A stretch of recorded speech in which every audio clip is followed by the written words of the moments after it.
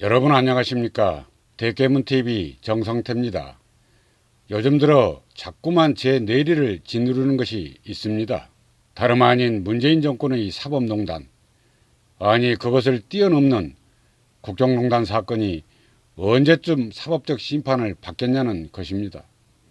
그와 맞물려 무엇인가에 홀린 듯한 추미애 장관 행태를 보면서 마치 머리에 꽃을 꽂고 치맛자락 휘날리는 그런 사람의 그림자가 어른거리기도 합니다. 그리고 그녀의 종말까지 말입니다.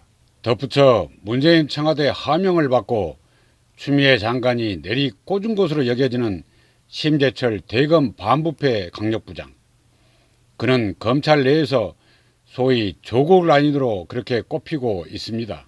그런데 그가 부임하기 무섭게 조국 전 장관에 대해 무혐의로 보고서를 쏘라고 대검 연구관들에게 지시한 것으로 보도되고 있습니다. 그리고 윤석열 총장이 유재수 사건 처리 방향을 주재한 회의에서는 조국 전 법무부 장관을 무혐의 처리하자고 그렇게 주장했다고 합니다. 또한 직권남용 혐의로 고발된 추미애 장관에 대해서도 형사 고발보다는 수위가 약한 진정 형식을 검토하라고 지시를 했다는 것입니다.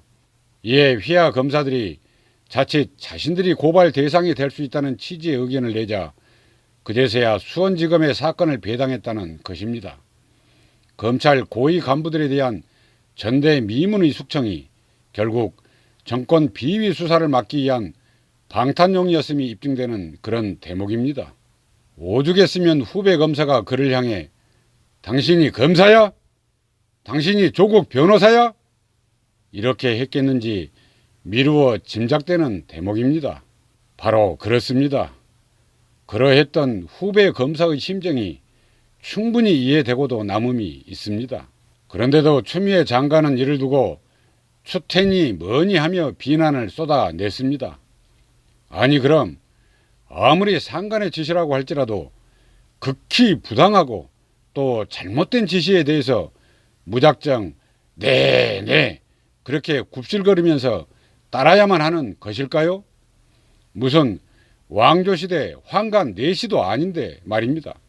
여하튼 검찰 기류가 사뭇 수상하게 흐르는 듯 싶습니다. 이는 서울중앙지검에서도 나타나고 있습니다. 문재인 대통령 대학 후배인 이성윤 서울중앙지검장이 새로 부임한 이후 청와대의 울산시장 선거개입 의혹 수사 등도 차일피일 미뤄지는 그런 형국이라고 합니다.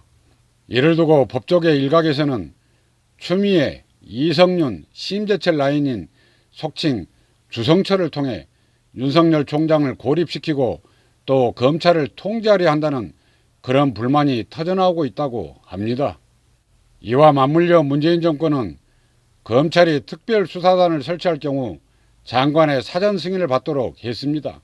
그러한 내용이 담긴 검찰청 사무기구에 관한 규정 개정안을 국무회의에서 통과시킨 것입니다. 물론 검찰은 그 전에 이 부분에 대해서 신중한 검토가 필요하다며 사실상 반대 의견을 법무부에 제출한 바 있습니다. 그러나 추미애 장관에 의해서 완전히 묵살된 것입니다. 이를테면 문파 자신들 비위 수사는 못하도록 그렇게 차단하겠다는 심사에 다름 아닌 것입니다. 그럼에도 검찰은 이에 굴하지 않고 수사 기록을 남기는 데 전력을 다하고 있다고 합니다. 추미애 장관에 의한 검찰 간부 대학살에 이어 조만간 있을 중간 간부 학살 또한 예고되어 있기 때문입니다. 따라서 그 직전까지 수사의 핵심 사안들을 최대한 기록으로 남기려는 그런 의도인 것입니다. 수사 실무진들이 문재인 정권의 협력적인 그런 후임자들이 오더라도 이미 진행 중이던 수사를 뭉갤 수 없도록 하기 위한 하나의 궁여지책인 셈입니다. 그러니까 문재인 정권 실세들 수사를 하고 있는 현재 수사라인이 물갈이 된다는 것을 가정한 그런 조처인 것입니다. 그렇기에 서둘러 핵심 피해자들에 대한 압수수색 등을 진행하고 있는 것입니다. 아울러 관련 피의자들을 소환해 조서를 남기고 또 압수물을 분석해 수사 보고를 해놓는 셈입니다. 그러한 공식적인 수사 기록을 남겨둬야 서로 수사 실무진들이 교체되더라도 이미 드러난 범죄를 뭉개지 못할 것이기 때문입니다. 그런데 참으로 회개한 것은 명색이 대한민국 법무부 장관이라는 사람의 언동입니다. 검찰의 수사를 격려하며 돕기는커녕 오히려 그걸 무산시키기 위해 발악을 하는지 도무지 모를 일입니다. 문재인 정권 고작 2년 조금 더 지나면 끝날 텐데 말입니다. 한낱 PK 문파 마름의 다름 아니게 여겨지고 있습니다. 그러한 추미애 장관의 정치적 종말이 훤히 그려지는 대목이 아닐 수 없습니다.